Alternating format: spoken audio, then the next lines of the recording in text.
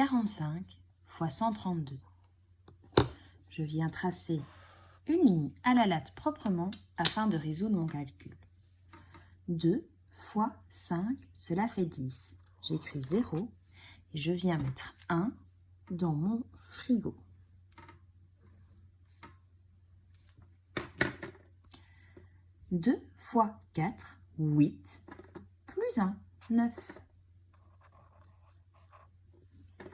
J'ai fait le chiffre des unités, je passe au chiffre des dizaines. Pour cela, je n'oublie pas de venir indiquer un 0. Comme je suis au chiffre des dizaines, je commence au rang des dizaines. Et je fais mon calcul. 3 fois 5, cela fait 15. J'écris 5. Et je viens, comme je suis à la deuxième ligne de mon calcul, ajouter un deuxième étage à mon frigo. 3 fois 4, cela fait 12, plus 1, 13. Cette ligne est terminée, je peux indiquer directement mon chiffre 1. Je passe au troisième chiffre qui représente des centaines. Je vais donc mettre 2 zéros pour décaler ma réponse et commencer ainsi au rang des centaines. 1 fois 5, 5. 1 fois 4, 4. J'ai décomposé mon calcul en 2 fois 45, 30 fois 45, 100 fois 45. Je vais donc maintenant mettre ensemble les décompositions que j'ai réalisées. Et mettre ensemble en mathématiques, ça se dit plus.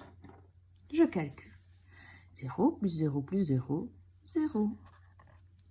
9 plus 5 plus 0, 14. J'écris 4. Je ne m'occupe plus de mon frigo. Je suis dans une addition, donc je mets un report en haut. 1 plus 3 plus 4, 9. 1 plus 4, 5.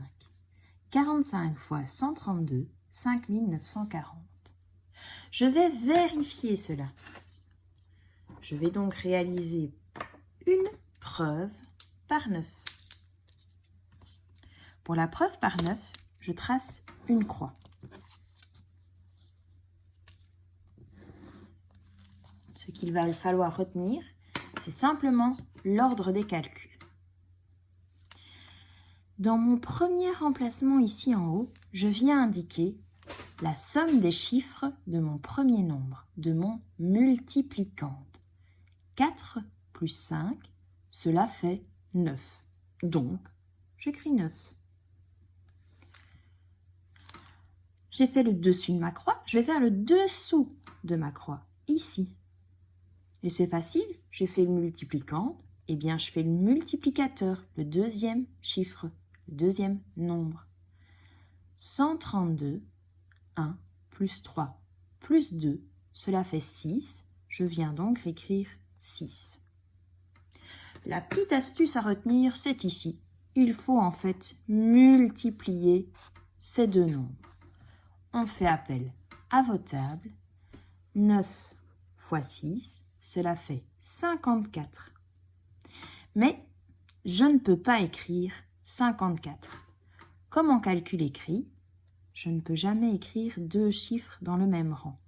Donc, 54, je ne vais pas l'écrire, mais je vais dans ma tête me dire que c'est en fait 5 plus 4. Pour n'avoir qu'un seul chiffre, je vais additionner les deux chiffres du nombre trouvé. 5 plus 4, ça fait 9. Hop, j'oublie ça. J'ai donc le chiffre 9 à écrire. Il me reste une place dans ma croix, celle-ci. Eh bien, c'est le produit, c'est le résultat final. Et je vais additionner les chiffres. 5 plus 9, 14, plus 4, 18, plus 0, 18. Dans ma tête, je retiens que 18, ça se compose de deux chiffres. Je ne peux pas, donc je vais les additionner. 1 et 8, ça fait 9. C'est ça, le chiffre est 9. Ma preuve est correcte dès que les deux nombres qui se trouvent l'un à côté de l'autre sont identiques. Je n'ai donc pas de faute dans mon calcul puisque ma preuve est correcte.